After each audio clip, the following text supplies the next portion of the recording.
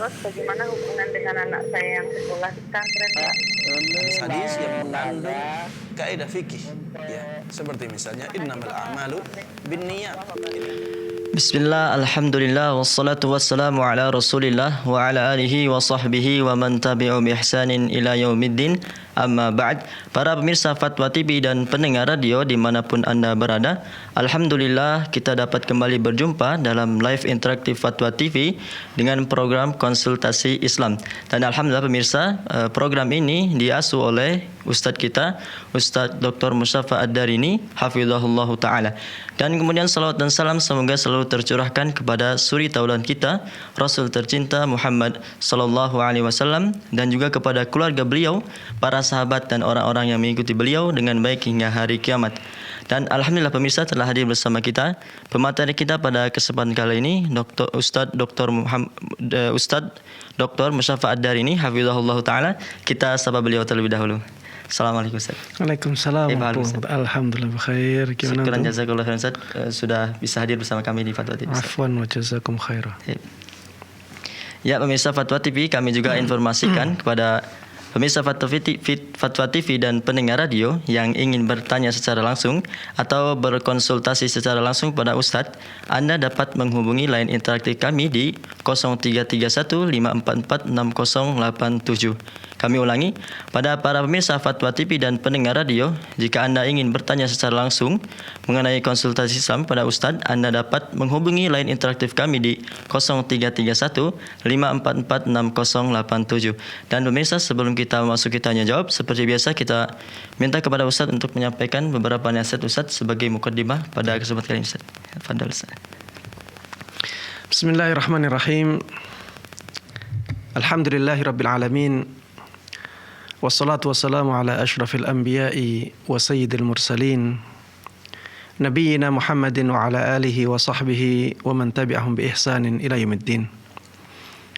Para pemirsa Fatwa TV dan seluruh kaum muslimin dan kaum muslimat dimanapun Anda berada, pada kesempatan yang singkat ini saya ingin membawakan hadis Nabi Muhammad sallallahu alaihi wasallam yang menjelaskan tentang bagaimana ibadah beliau di malam hari. Dari ibunda kita Aisyah radhiyallahu taala anha, istri yang paling dicintai oleh Nabi kita setelah Khadijah radhiyallahu taala anhuma, anna Nabi sallallahu alaihi wasallam kana yaqumu minal laili hatta tatafattara qadamah. Bahwa Nabi sallallahu alaihi wasallam dahulu biasa salat di malam hari sampai kedua kaki beliau bengkak. Sampai kedua kaki beliau bengkak. Maka ibunda kita Aisyah radhiyallahu taala anha mengatakan kepada beliau, "Lima tasna'u hadza ya Rasulullah? Wa qad ghafara Allahu laka ma taqaddama min dhanbika wa ma ta'akhkhar." Mengapa engkau lakukan ini, wahai Rasulullah, wahai utusan Allah? Padahal dosa-dosamu, baik yang telah lalu maupun yang akan datang, semuanya telah diampuni oleh Allah Subhanahu wa taala. Maka Rasulullah sallallahu alaihi wasallam menjawab, "Afala uhibbu an akuna 'abdan syakura?"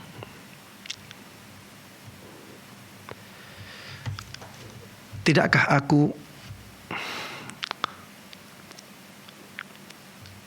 ingin menjadi hamba Allah yang banyak bersyukur?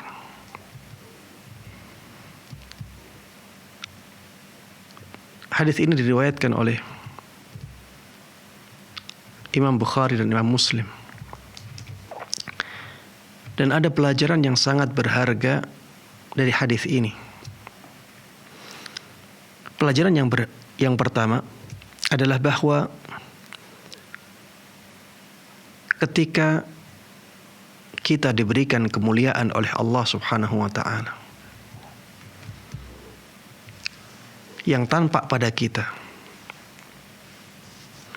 harusnya kita berpikir bagaimana mensyukurinya. Harusnya kita menganggap bahwa itu kenikmatan yang harus disyukuri, bukan kenikmatan yang dibanggakan. Lihatlah bagaimana jawaban Rasulullah sallallahu alaihi wasallam. Ibunda kita Aisyah radhiyallahu taala anha menyebutkan salah satu dari keistimewaan Nabi kita Muhammad sallallahu alaihi wasallam yang tidak dimiliki oleh hamba Allah yang lain. Dosa-dosa beliau diampuni oleh Allah Subhanahu wa taala. Baik dosa-dosa yang telah lalu maupun dosa-dosa di masa yang akan datang. Ketika itu Rasulullah sallallahu alaihi wasallam menyebutkan, harusnya itu menjadikan aku lebih bersyukur kepada Allah. Bukankah seharusnya aku senang menjadi hamba Allah yang banyak bersyukur kepadanya? Ini jawaban Rasulullah sallallahu alaihi wasallam. Pelajaran yang sangat berharga bagi kita. Apabila kita merasa dimuliakan oleh Allah Subhanahu wa taala, apabila kita dipuji oleh orang lain dengan kemuliaan yang diberikan oleh Allah kepada kita, maka anggaplah itu sebagai kenikmatan yang wajib disyukuri, agar kemuliaan itu mendatangkan kemuliaan yang lainnya,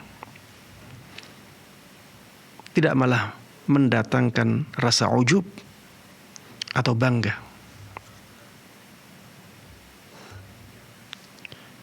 Sebagian orang ada yang terlena dengan keadaannya karena dia merasa dimuliakan oleh Allah Subhanahu wa taala. Dan ini sangat kontras dengan apa yang dicontohkan oleh Nabi kita Muhammad sallallahu alaihi wasallam. Harusnya ketika seseorang merasa dimuliakan oleh Allah Subhanahu wa taala, harusnya dia menganggapnya sebagai suatu kenikmatan yang luar biasa yang harusnya dia syukuri, bukan dia banggakan. Pelajaran yang kedua yang bisa kita ambil dari hadis ini, bahwa harusnya kita sebagai hamba Allah mempunyai kedekatan yang spesial dengan Allah Subhanahu wa taala, yaitu dengan berusaha untuk selalu sholat malam di akhir malam. Bangunlah untuk bermunajat kepada Allah Subhanahu wa taala. Karena ketika itu Allah Subhanahu wa taala turun ke langit dunia. Dan Allah menunggu hamba-hambanya yang bermunajat kepadanya, meminta kepadanya. Lihatlah kaum muslimin, mereka sangat antusias di hari Arafah, karena mereka tahu bahwa di hari itu Allah Subhanahu wa taala turun ke langit dunia membanggakan mereka yang wukuf di Arafah. Dan orang-orang yang ada di Arafah ketika itu sangat semangat sekali untuk berdoa kepada Allah Subhanahu wa taala, bermunajat kepadanya. Bukankah harusnya kita semangat untuk bangun di akhir malam?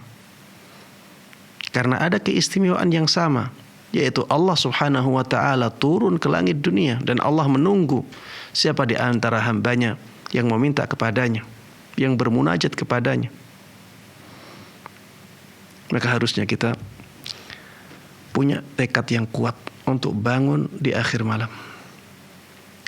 Kemudian yang ketiga, yang bisa kita ambil dari hadis ini bahwa cinta itu membutuhkan pengorbanan. Rasulullah Sallallahu Alaihi Wasallam tidak kita ragukan sangat mencintai Allah Subhanahu Wa Taala. Tidak ada yang lebih beliau cintai melebihi Allah Subhanahu Wa Taala. Makanya beliau banyak berkorban untuk kecintaan beliau itu. Di antara pengorbanan beliau dengan sholat malam sampai waktu yang sangat lama. Beliau berdiri dalam waktu yang sangat lama. Suatu ketika beliau pernah berdiri membaca Al-Quran sampai 5 juz 1/4 dalam satu rakaat. Dan bacaan beliau tartil. Ibnu Mas'ud pernah menjadi makmumnya beliau. Saking lamanya beliau berdiri sampai beliau bermaksud meninggalkan Rasulullah Sallallahu Alaihi Wasallam dan duduk istirahat karena tidak kuatnya beliau dalam mengikuti salat malamnya Rasulullah Sallallahu Alaihi Wasallam. Cinta membutuhkan pengorbanan, dan jangan dikira bahwa pengorbanan yang diusahakan oleh seseorang karena kecintaannya itu menyiksa dia. Tidak. Pengorbanan untuk cinta itu membahagiakan, walaupun terlihat berat oleh orang lain. Makanya cintailah Allah Subhanahu Wa Taala dengan kecintaan yang sangat besar, maka ketaatan-ketaatan kepadanya menjadi ringan untuk kita lakukan. Sebagaimana dahulu dirasakan oleh Nabi kita Muhammad Sallallahu Alaihi Wasallam. Demikian yang bisa Anda sampaikan dalam kesempatan singkat ini.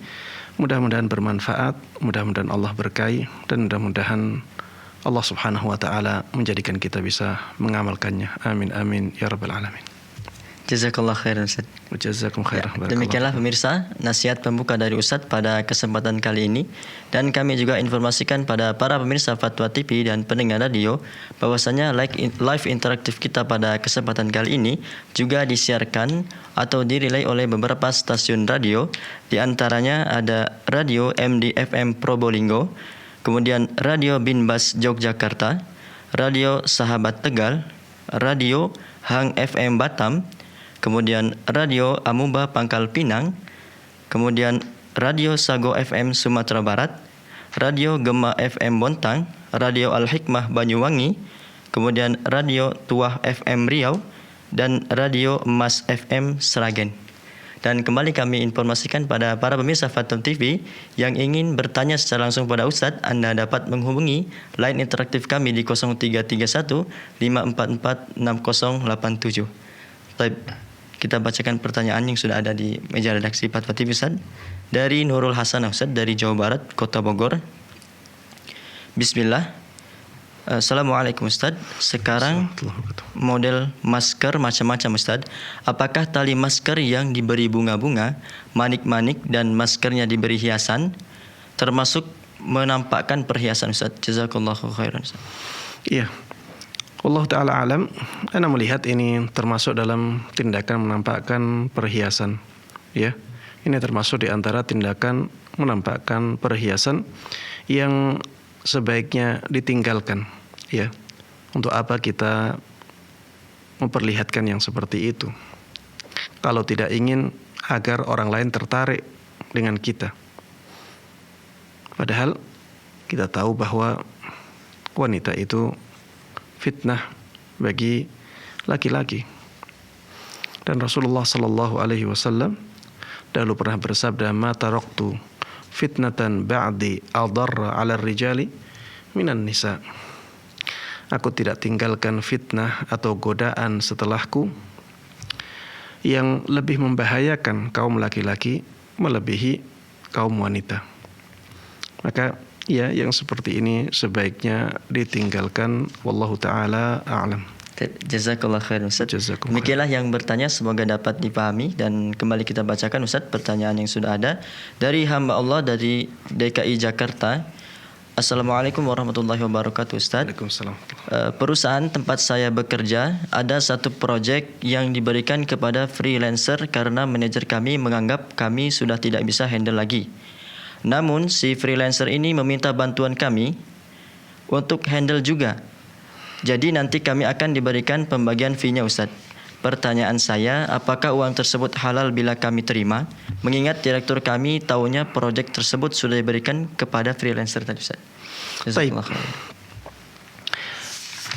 Akad Anda dengan bos Anda itu akad yang terpisah, ya. Selama pekerjaan dari orang lain itu tidak mengganggu akad Anda dengan bos dan tidak merugikan,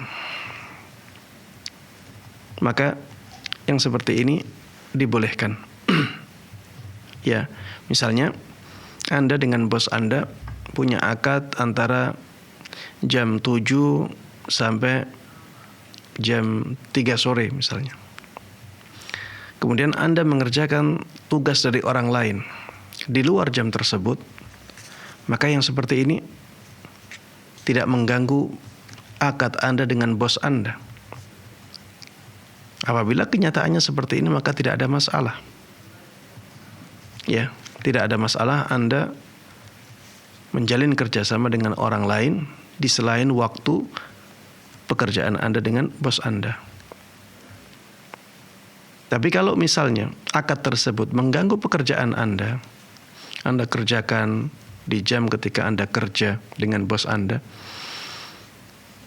maka yang seperti ini tidak diperbolehkan. Cobalah kita posisikan diri kita seperti bos kita. Apakah rela bos kita apabila melihat anak buahnya seperti itu? Ya tentunya tidak rela. Berbeda ketika anak buahnya tersebut di luar waktu bekerja dengan dia melakukan bisnis yang lainnya, melakukan kerjasama dengan orang lain, maka tidak ada masalah sama sekali. Itu hak dia. Memang dia yang punya waktu, dia yang punya tenaga, dia yang punya keahlian. Ya, maka coba dilihat sisi-sisi ini. Apakah di sana ada sisi pengkhianatan dengan bos ataukah tidak? Apakah ada sisi merugikan pekerjaan bosnya ataukah tidak? Apakah dia bekerja di saat waktu kerja dia dengan bos dia ataukah tidak? Ya, lihatlah sisi-sisi itu, ya, sehingga kita tahu hukumnya dengan baik. Kalau ada pengkhianatan, maka tidak boleh. Kalau merugikan, maka tidak boleh. Kalau bekerja di waktu kerja dia dengan orang lain, maka ini tidak boleh. Kalau tidak semuanya, maka insya Allah dibolehkan. Wallahu ta'ala a'lam. Jazakallah khair Ustaz. Demikianlah yang bertanya, semoga dapat dipahami. Dan sudah ada penelpon yang bergabung Ustaz, kita sapa terlebih dahulu. Assalamualaikum Fatwa TV. Waalaikumsalam warahmatullahi wabarakatuh. Dengan Ibu siapa di mana? Hamba Allah dari Sumbawa. Ya, silakan Ibu. Iya. Ya, silakan Ibu, pertanyaannya Ibu. Iya, Assalamualaikum Ustaz. Waalaikumsalam warahmatullahi wabarakatuh. Ya, silakan. Iya. Iya, saya Ustaz, saya mau bertanya. Saya waktu kecil diajarkan membaca Al-Quran. Halo? Ya, Ibu, silakan. Ya. Iya. Iya. Saya waktu kecil diajarkan sama guru kalau lagi haid tidak boleh membaca Al-Quran. Tapi sekarang ini kok menghafalkan Al-Quran dalam keadaan haid, yang dipegang itu buku tafsir. Bagaimana coba jelasin? Ya. Pertanyaannya? Ya, pertanyaannya Ibu. Ya. Ibu fokus saja ke teleponnya, nggak usah ke televisi. Ya, yang kedua Ustaz, sholat fardu. Dulu saya juga diajarkan untuk mengucapkan usoli fardolnya. Tapi sekarang ini kok ada yang bilang ke saya tanpa mengucapkan usoli, yang penting niatnya saja. Itu mana yang terbaik Ustaz? Baik. Ya, cukup Sudah, Ibu, Ibu. pertanyaannya Ibu. Oke. Taib. Ya. Iya, ya pertanyaan yang pertama tentang apa tadi? Membaca Al-Quran, Ustaz. Iya, membaca Al-Quran saat haid apakah dibolehkan atau tidak? Ini masalah fikih yang diperselisihkan oleh para ulama, ya. Ini masalah fikih yang diperselisihkan oleh para ulama. Ada yang mengatakan tidak boleh bagi orang yang haid membaca Al-Quran. Ada yang mengatakan boleh bagi orang yang haid untuk membaca Al-Quran selama tidak memegang mushafnya. Ada pendapat yang mengatakan dibolehkan membaca Al-Quran dan dibolehkan memegang mushaf. Pendapat yang Ana lihat lebih kuat dalam masalah ini adalah pendapat yang mengatakan dibolehkan membaca Al-Quran bagi wanita yang sedang haid, tapi dia diharamkan untuk memegang mushaf. Dia diharamkan untuk memegang mushaf Al-Quran, ya. Sehingga apabila dia ingin membaca Al-Quran dan menghafalkannya, silahkan, tidak ada masalah. Namun apabila tidak hafal dan ingin menggunakan mushaf, maka jangan menyentuh. Bisa menggunakan misalnya kayu sebagai alat untuk membuka mushafnya, atau bisa menggunakan penghalang antara tangannya dengan mushafnya. Dia tidak menyentuh mushaf secara langsung, tapi ada sesuatu yang menjadi penghalang antara tangan dia dengan mushafnya. Misalnya berupa kain, atau misalnya berupa tisu, atau benda-benda lain yang bisa menjadi penghalang antara tangan dia dengan Al-Quran. Atau misalnya menggunakan kaos tangan, sehingga dia tidak menyentuh Quran secara langsung. Wallahu ta'ala a'lam. Taib, pertanyaan yang kedua tentang ucapan usolli ketika akan menjalankan sholat. Taib, ini permasalahan yang khilafnya muhdats. Maksudnya khilafnya baru ada di zaman mutaakhirin. Ya, baru ada di zaman mutaakhirin, ulama-ulama yang datang belakangan. Ya, di zamannya Asy-Syirazi yang bermadzhab Syafi'i baru ramai permasalahan yang seperti ini. Sebelumnya di zaman salaf tidak ada perbedaan pendapat dalam masalah ini, karena memang tidak ada contohnya dari Nabi kita Muhammad sallallahu alaihi wasallam. Tidak pernah sekalipun beliau melafalkan niatnya. Makanya tidak ada satu riwayat pun yang menjelaskan tentang redaksi usolli. Tidak ada satupun hadis yang menjelaskan itu. Kalau saja Rasulullah sallallahu alaihi wasallam pernah melakukannya, pernah mencontohkannya, harusnya ada riwayat dari Nabi kita Muhammad sallallahu alaihi wasallam atau dari para sahabat beliau, walaupun hanya satu riwayat. Kenapa demikian? Karena seluruh gerak-gerik beliau dalam sholatnya diperhatikan oleh para sahabat beliau. Dan bisa dibayangkan kalau beliau mengucapkan usolli di setiap sholatnya, berapa kali akan kelihatan oleh para sahabatnya. Padahal sholat beliau tidak hanya sholat 5 waktu. Ada sholat-sholat sunnah, ada sholat malam. Tidak ada satupun dari sahabat Nabi Muhammad sallallahu alaihi wasallam yang mengatakan bahwa Rasulullah pernah mengucapkan usolli sebelum sholatnya.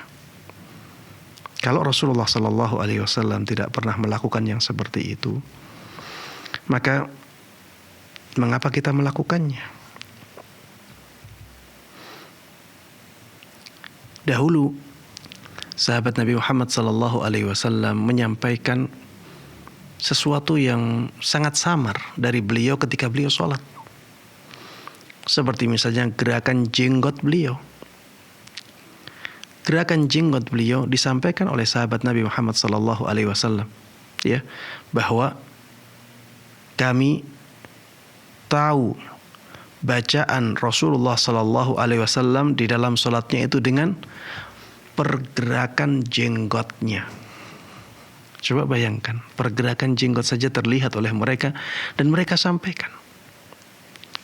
Bagaimana dengan lafal usolli atau redaksi usolli atau suara Rasulullah mengucapkan usolli? Coba lihat sahabat Abu Hurairah radhiyallahu taala anhu. Beliau bertanya, wahai Rasulullah sallallahu alaihi wasallam, kami melihatmu berdiam sejenak sebelum engkau membaca Al-Fatihah. Berdiamnya Rasulullah sallallahu alaihi wasallam menjadi perhatian. Bagaimana dengan lafal usolli, redaksi usolli ketika dijaharkan, dikeraskan oleh Rasulullah sallallahu alaihi wasallam? Harusnya ada riwayat satu saja, tapi ternyata tidak ada sama sekali. Bahkan Imam Syafi'i rahimahullahu taala dalam kitab beliau silahkan kalau ingin membuktikan, tidak menukil masalah usolli sama sekali. Tidak ada perkataan beliau yang mengatakan sebelum sholat bacalah usolli fardhu subhi misalnya, atau usolli fardhu dhuhri arba'a raka'atin mustaqbilal qiblati adaan imaman atau ma'muman lillahi ta'ala. Tidak ada redaksi seperti itu sama sekali. Kalau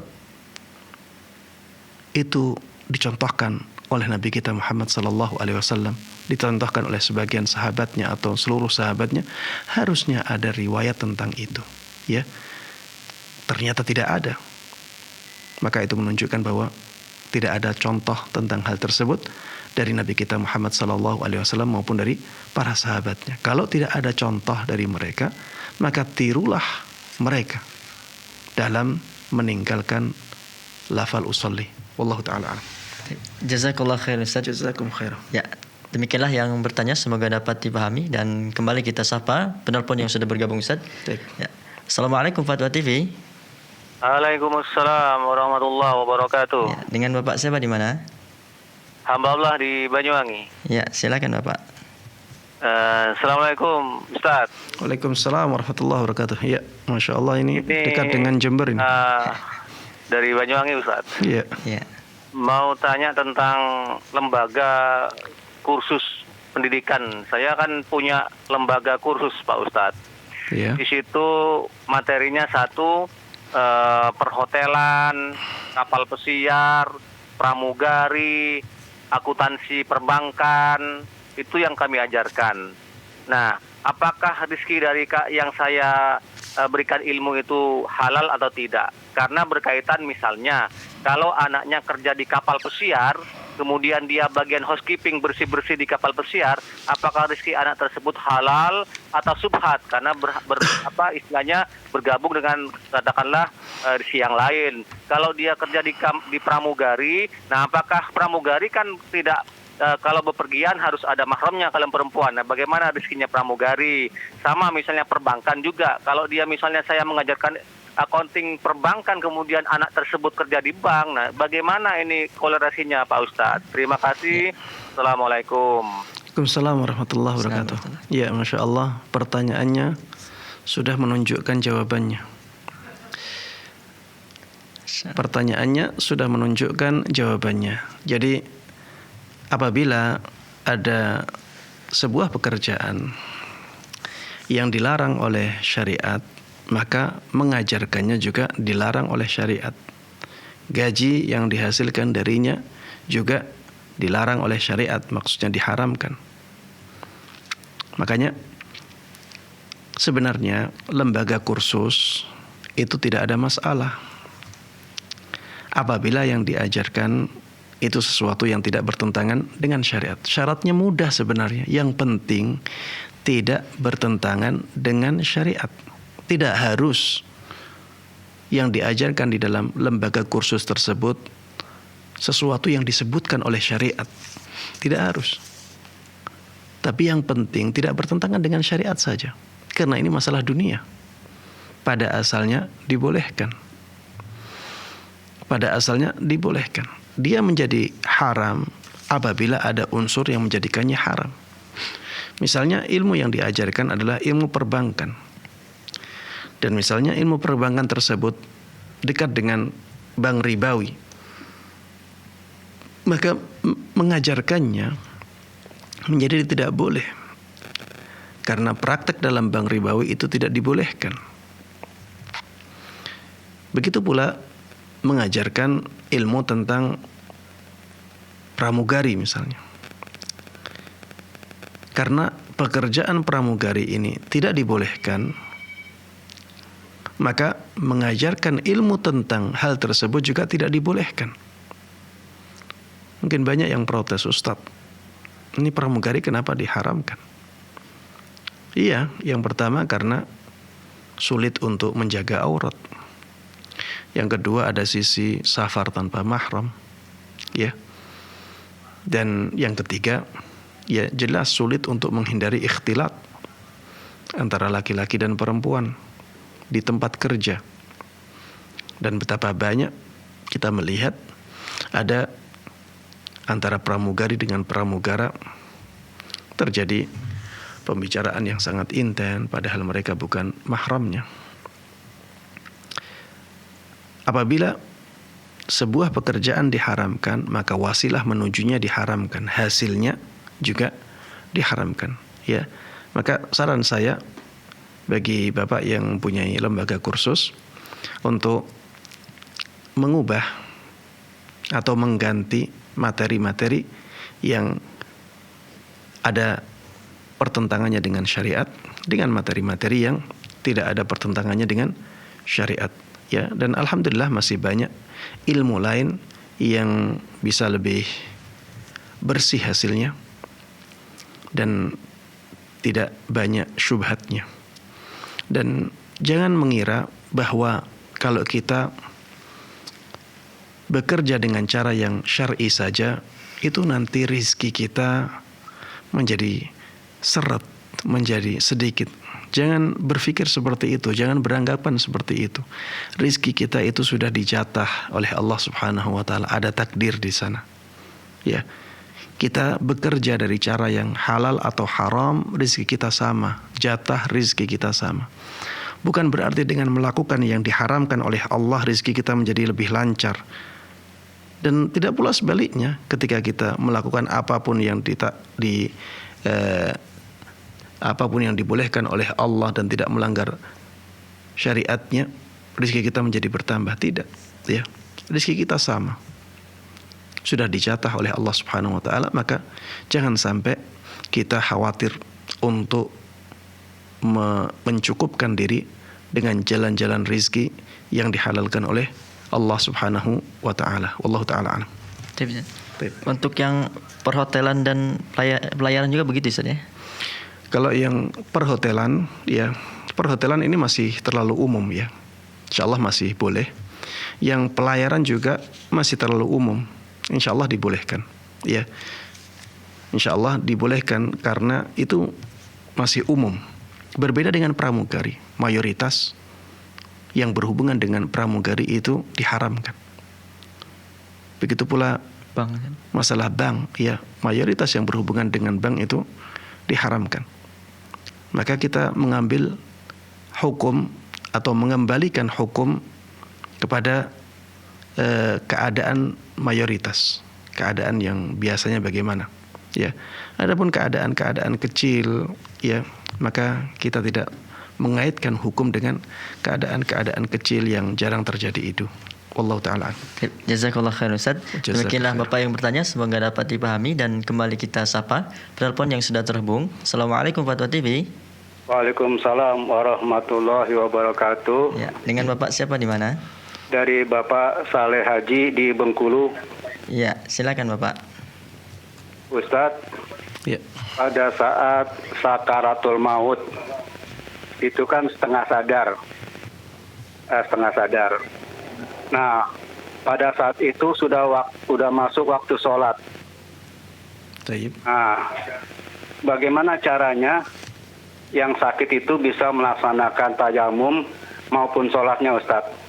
Pada saat sakaratul maut, yang setengah sadar itu, bagaimana dia melaksanakan tayamum dan sholatnya? Ya. Syukran. Cukup, Bapak. Assalamualaikum warahmatullahi wabarakatuh. Waalaikumsalam warahmatullahi wabarakatuh. Iya. Orang yang sakaratul maut, ya, yang sudah sampai pada keadaan setengah sadar, maka yang seperti ini lebih baik bagi dia untuk fokus berzikir kepada Allah Subhanahu wa taala, misalnya dengan memperbanyak zikir tahlil, la ilaha illallah, la ilaha illallah. Dan sebaiknya kita talqin, ya, sebaiknya kita talqin bagi yang sehat yang ada di sampingnya, talqinlah orang yang sakit itu. Berdasarkan hadis yang lemah dari sisi sanad, namun berdasarkan dalil yang sahih, bukan lemah, ya, sahih. Laqinu mautakum la ilaha illallah. Talqinlah mayat kalian, maksudnya orang yang dekat dengan kematiannya, dengan la ilaha illallah, ya. Dan hadis ini hadis yang sahih. Hadis yang lemah yang berkaitan dengan hal ini, tapi banyak ulama yang mempraktekkannya, adalah hadis laqinu mautakum yasin, ya. Iqra'u ala mautakum yasin, afwan. Iqra'u ala mautakum yasin. Bacalah surat Yasin untuk orang-orang yang mendekati ajalnya dari kalian. Ini hadis yang lemah, namun banyak ulama salaf yang menerapkannya. Jadi kalau misalnya ada orang yang sakaratul maut, ya, maka sebaiknya kita bacakan Yasin di sampingnya, dan ada orang yang mentalqin la ilaha illallah, ya. Ada yang mentalqin la ilaha illallah, ada yang membaca surat Yasin agar bisa husnul khatimah. Karena Rasulullah sallallahu alaihi wasallam pernah menyabdakan, "Man kana akhiru kalamihi la ilaha illallah dakhalal jannah." Barang siapa yang akhir perkataannya adalah la ilaha illallah, maka dia pasti masuk surga. Adapun sholat bisa diundur waktunya. Kalau misalnya waktunya masih longgar, ya, orangnya sakaratul maut seperti itu, ya jangan disuruh untuk sholat. Jangan disuruh untuk sholat. Fokus untuk mentalkin dia, agar dia bisa mengakhiri hidupnya dengan la ilaha illallah. Karena mengundur sholat dalam keadaan demikian tidak ada masalah. Karena keadaannya sudah genting, kemudian dia setengah sadar. Orang setengah sadar bagaimana kita perintahkan untuk sholat, bagaimana kita perintahkan untuk tayamum. Ya, fokuslah untuk mentalkinya dengan zikir la ilaha illallah. Kemudian nanti misalnya sudah sekarat, tapi setelah itu reda kembali, kemudian kesadarannya kembali lagi, baru ketika itu kita ingatkan untuk sholat. Tapi kalau keadaannya kritis seperti itu, maka fokuslah untuk menjadikan akhir perkataannya adalah la ilaha illallah. Fokuslah agar keluarnya ruhnya dia itu dimudahkan oleh Allah Subhanahu wa taala. Wallahu taala. Jazakallah khairan Ustaz. Mungkinlah yang bertanya semoga dapat difahami, dan kembali kita sapa penelpon yang sudah terhubung, Ustaz. Assalamualaikum Fatwa TV. Waalaikumsalam warahmatullahi wabarakatuh. Ya, dengan Ibu siapa di mana? Dengan hamba Allah di Bandung Barat. Ya, silakan Ibu. Ya, Ustadz mau bertanya, ini berkaitan dengan seringnya, bukannya kadang-kadang kita kesiangan karena kondisi kita yang kurang fit. Bagaimana? Pengen tahu akhir dari sholat witir itu jam berapa? Apakah ketika setelah terdengar azan kita masih bisa melakukan sholat witir? Kemudian akhir dari zikir pagi, kapan ya Ustadz ya? Kalau misalnya kita juga kurang fit, tiba-tiba kita zikir paginya tuh habis sholat subuh misalnya, terus habis zikir sholat dan membaca Al-Quran tertidur, kemudian zikir paginya kita terlupa, akhirnya kita baru teringat lagi ketika bangun. Bagaimana ya Ustaz, kapan? Satu lagi boleh nggak? Ya, silakan. Satu lagi, Ana pernah mendengar Ustadz yang mengatakan bahwa membaca surat Al-Kahfi pada hari Jumat itu hadisnya mauquf, sehingga sama saja mau dibaca di hari Jumat atau malam Jumat, tidak ada bedanya dengan ketika membaca surat Yasin. Ya, cukup Ibu. Baik. Barakallahu. Iya. Ya, yang pertama tentang waktu sholat witir kapan akhirnya. Ya, waktu standarnya sampai masuknya waktu subuh, yaitu dengan terbitnya fajar shadiq. Dengan terbitnya fajar shadiq, ketika itulah berakhir waktu sholat witir, karena sholat witir itu sholat malam.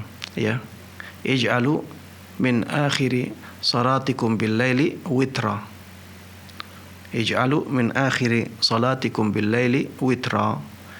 Jadikanlah akhir dari salat malam kalian adalah salat witir. Sehingga salat witir ini salat malam, dan malam itu berakhirnya dengan munculnya fajar shadiq. Namun apabila seseorang salat malam, kemudian dia salam, setelah itu berkumandang azan salat subuh, padahal dia belum salat witir, apakah dia dibolehkan untuk mengqadha salat witirnya? Jawabannya iya, dibolehkan. Dibolehkan bagi dia untuk mengqadha salat witirnya. Kenapa? Karena dia punya uzur. Dia salah memperkirakan waktu, sehingga tidak ada masalah bagi dia untuk mengqadha salat witirnya setelah itu. Apalagi kalau kenyataannya kita di Indonesia, biasanya masjid-masjid itu menggunakan jadwal salat subuh yang memakai sudut min 20 derajat di bawah ufuk, ya. Memakai sudut 20 derajat di bawah ufuk, yang saya melihat ya derajat ini terlalu ke bawah, ya. Yang lebih pas adalah derajat 18 di bawah ufuk.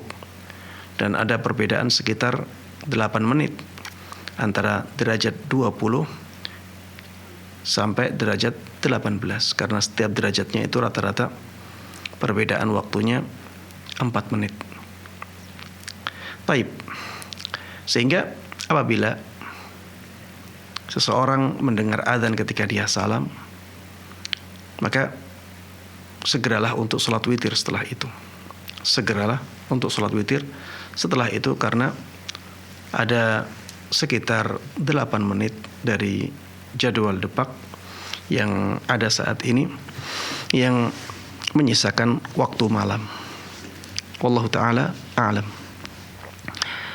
Adapun dahulu Rasulullah sallallahu alaihi wasallam ketika beliau ketiduran di malam harinya, dan karena beliau merutinkan sholat malamnya, dan sholat malam merupakan kewajiban bagi Rasulullah sallallahu alaihi wasallam, dan ini merupakan keistimewaan beliau, maka yang beliau lakukan biasanya beliau mengqadha sholat malamnya di pagi hari, dan beliau menggenapkan bilangannya. Yang biasanya kalau malam hari beliau sholat 11 rakaat, di pagi hari ketika beliau mengqadha sholat malamnya, beliau sholatnya 12 rakaat. Ini yang dicontohkan oleh Nabi kita Muhammad sallallahu alaihi wasallam. Tapi pertanyaan yang kedua tentang kapan akhir dari zikir pagi. Ya. Kapan akhir dari zikir pagi? Zikir pagi tidak dibatasi oleh jam, ya. Tapi dibatasi oleh kapan waktu pagi berakhir.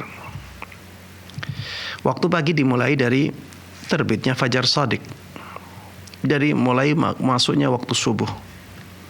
Walaupun kita belum sholat subuh, kita sudah disyariatkan untuk zikir pagi, karena zikir pagi ini tidak terikat dengan sholat, ya. Tidak terikat dengan sholat, dia terikat dengan waktu pagi. Dan waktu pagi itu mulai dari terbitnya fajar shadiq ya sampai waktu duha berakhir, ya. Sampai waktu duha berakhir itulah waktu pagi. Sehingga walaupun jam 7 masih waktu pagi, jam 8 masih waktu pagi, jam 9 masih waktu pagi. Sampai waktu duha berakhir itulah waktu yang bisa kita gunakan untuk zikir pagi, sehingga waktunya longgar ya. Namun semakin pagi semakin baik. Kenapa demikian? Karena ada unsur atau sisi bersegera dalam melakukan kebaikan. Begitu pula zikir pagi ini ada atharnya, ada pengaruhnya. Sehingga kalau kita zikir pagi di waktu awalnya, maka pengaruhnya akan kita rasakan dari awal waktu sampai waktu sore. Ya.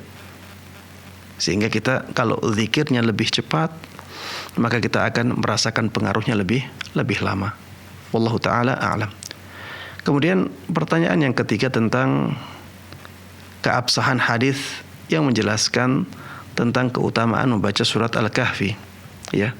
Kalau kita orang awam, masalah hadis, masalah sanad, kita boleh merujuk kepada seorang ulama yang kita lihat mumpuni dalam ilmu hadisnya. Misalnya kita sebagai orang awam melihat Syekh Albani rahimahullahu taala, orang yang sangat mumpuni dalam ilmu hadis, perkataannya bisa dijadikan sebagai sandaran, maka kita bisa menyandarkan pendapat kita kepada pendapatnya Syekh Albani rahimahullahu taala. Karena Allah Subhanahu wa taala mengatakan fas'alu ahla dzikri in kuntum la ta'lamun. Bertanyalah kepada ahli ilmu apabila kalian tidak tahu. Kita tidak tahu tentang hadis misalnya, kita sebagai orang awam, maka kembali kepada para ulama dalam bidang hadis. Misalnya kembali kepada perkataan Syekh Albani rahimahullahu taala. Dan Syekh Albani menjelaskan bahwa hadis yang menjelaskan tentang keutamaan membaca surat Al-Kahfi di malam dan siang hari Jumat, itu hadisnya hasan. Dan memang banyak riwayat yang menjelaskan hal tersebut. Ana sendiri ya, ana mengikuti Syekh Albani dalam masalah ini. Ya. Ana mengikuti Syekh Albani dalam masalah ini, bahwa hadis yang menjelaskan tentang keutamaan membaca surat Al-Kahfi di malam dan siang hari Jumat itu disunnahkan. Apalagi ini masalah fadailul a'mal, ya. Masalah yang menjelaskan tentang keutamaan amalan. Ya. Walaupun tidak ada keutamaan itu, bukankah kita boleh membaca surat Al-Kahfi di malam Jumat? Bukankah kita boleh membaca surat Al-Kahfi di siang hari Jumat? Dibolehkan. Maka apabila ada hadis tentang keutamaan itu, maka ini nilai plus. Kalau nilai plus itu tidak ada pun, kita masih mendapatkan pahala membaca Al-Quran. Ya. Makanya para ulama dari zaman dahulu, ya, mereka tidak terlalu ketat dalam menilai hadis-hadis yang berkaitan dengan keutamaan amalan. Apalagi ada sebagian ulama hadis yang sudah mengatakan, sudah menilai hadisnya hasan, ya. Sehingga Anda melihat membaca surat Al-Kahfi di malam Jumat atau di hari Jumat itu tidak ada masalah sama sekali, bahkan itu dianjurkan. Allah taala alam.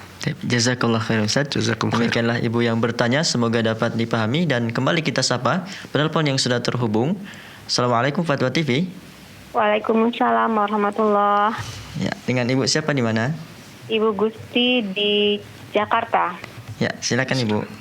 Ya, assalamualaikum Ustadz, barakallahu fiik. Waalaikumsalam warahmatullahi wabarakatuh. Fiik, barakallah. Afwan Ustadz, Ana menanyakan tentang masalah haid. Ini Ustadz, sudah selama 9 tahun ini, Ana haidnya hari pertama sampai hari keempat itu lancar. Setelah itu hari ke-5 apa ke-6 ke-7 itu terhenti Ustadz. Setelah itu hari ke-8 keluar lagi, tapi flek-flek warnanya kecoklatan atau kehitaman Ustadz. Jadi Ana bingung apakah yang terhenti itu Ana sudah dikatakan suci apa belum? Karena waktu itu Ana juga pernah dengar sebagian ulama mengatakan kalau haidnya sudah terhenti itu dikatakan sudah suci, Ustadz. Terhentinya itu benar-benar kering. Oh iya Ustadz, kering, nggak ada keluar flek-flek lagi Ustadz. Tapi setelah hari ke-7 keluar flek berwarna hitam atau kecoklatan Ustadz. Itu sudah 9 tahun berjalan seperti itu? Iya, sudah 9 tahun berjalan seperti itu. Karena sebelumnya waktu Ana sebelum melahirkan anak yang ketiga, Ana selalu haidnya 8 hari. Setelah melahirkan anak yang ketiga ini sampai sekarang selalu begitu Ustadz. Nah karena Ana bingung, akhirnya Ana pergi ke medis, ke dokter kandungan dan bertanya, kata dokter di USG itu katanya itu masih darah haid, cuma dia tidak ada kontraksi, maka dorongannya nggak ada keluar, makanya darahnya keluarnya sedikit-sedikit Ustadz. Oh, berarti sebelum ada masalah itu haidnya itu sampai 8 hari? Iya Ustadz, sampai 8 hari. Kemudian flek itu berakhirnya hari keberapa? Sampai 12 hari Ustadz. Sampai 12 hari? Iya. Dan baunya bau darah haid? Terkadang ada bau darah haid, terkadang enggak Ustadz. Warnanya? Warnanya kehitaman. Warnanya kehitaman? Iya. Cukup jelas. Terus 12 hari terus seperti itu? Iya. 12 hari, sekarang bisa 13 hari, antara 12 dan 13 hari Ustadz. Jadi selama 9 tahun selalu begitu Ana Ustadz. Jadi Ana sekarang bingung nih, Ana mau sholat takutnya nanti Ana dikatakan sedang tidak suci. Kalau Ana tidak sholat ternyata Ana sedang suci, jadi Ana bingung Ustadz. Baik. Cukup Ustaz? Cukup. Iya. Ya cukup Ibu pertanyaannya Bu. Iya, syukur Ustadz. Ya. Jazakallah khair. Ya. Wa jazaki khairah. Taib, ini masalah yang pelik memang, masalah haid ya. Jadi ibunya asalnya punya kebiasaan haid 8 hari. Kemudian setelah melahirkan, haid tersebut menjadi kurang dari 8 hari, namun ternyata berhentinya hanya 2 hari. Hari ke-5 berhenti, kemudian ke-6 berhenti, hari ke-7 keluar flek. Dan keluar flek ini sampai hari ke-12 sampai hari ke-13. Dan ini ada indikasi memang masih darah haid. Karena apa? Karena sebelumnya haidnya sampai hari ke-8. Sehingga ketika berhenti, kemudian keluar lagi sebelum hari ke-8 yaitu hari ke-7, maka memang kemungkinan besar masih darah haid. Apalagi dari sisi bau, ya, termasuk bau darah haid sama dengan bau darah haid. Dari sisi warna juga kehitaman, ya, sama dengan darah haid. Kemudian yang menguatkan lagi, dokter mengatakan bahwa itu masih haid, hanya saja keluarnya sedikit-sedikit.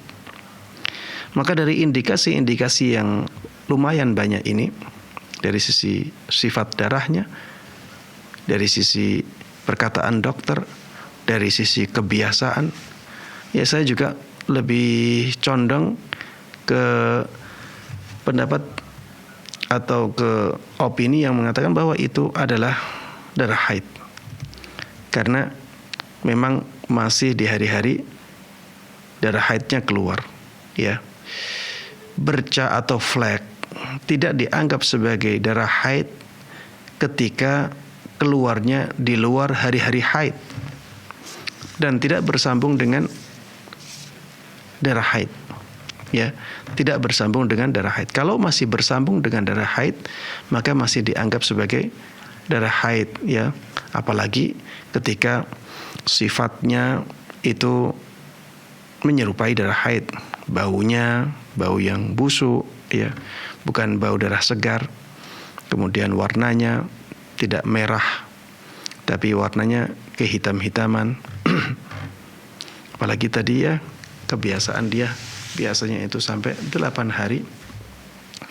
Ternyata darah haid, flek tersebut keluarnya di hari ke-7. Berarti indikasinya banyak menunjukkan bahwa itu masih haid. Dan ketika dirujuk ke dokter juga demikian, ternyata dokter mengatakan itu masih darah haid. Ya Allah Ta'ala alam, silahkan yang Anda lihat itu masih darah haid sampai hilangnya flek itu. Allah Ta'ala alam. Jazakallah khairan Ustaz. Demikianlah yang bertanya, semoga dapat dipahami. Dan satu lagi Ustaz, pertanyaan Ustaz kita bacakan dari Wengki Putra dari Jawa Barat, Bogor. Assalamualaikum warahmatullahi wabarakatuh Ustaz. Apakah mungkin terjadi seseorang bertemu Rasulullah SAW dalam keadaan sadar setelah wafatnya beliau? Syukran, jazakumullah khairan. Iya. Apakah mungkin hal itu terjadi? Jawabannya tidak mungkin. Ya. Jawabnya tidak mungkin. Kenapa? Karena Rasulullah sallallahu alaihi wasallam sudah wafat. Ya. Kullu nafsin dha'iqatul maut. Setiap yang bernyawa itu pasti akan mencicipi kematian. Memang rohnya Rasulullah sallallahu alaihi wasallam itu tidak mati. Rohnya hidup. Sebagaimana roh-roh yang lain, roh manusia itu tidak mati. Semuanya. Hanya saja rohnya orang yang saleh itu dimuliakan oleh Allah, makanya dikatakan hidup. Adapun rohnya orang-orang yang buruk, yang bermaksiat kepada Allah Subhanahu wa taala, yang kafir, yang fasik, rohnya hidup tapi dalam siksaan, sehingga tidak dikatakan hidup. Karena lebih baik dia mati daripada hidup dalam keadaan yang seperti itu. Makanya ahli neraka dikatakan oleh Allah Subhanahu wa taala la yamutu fiha wa la yahya.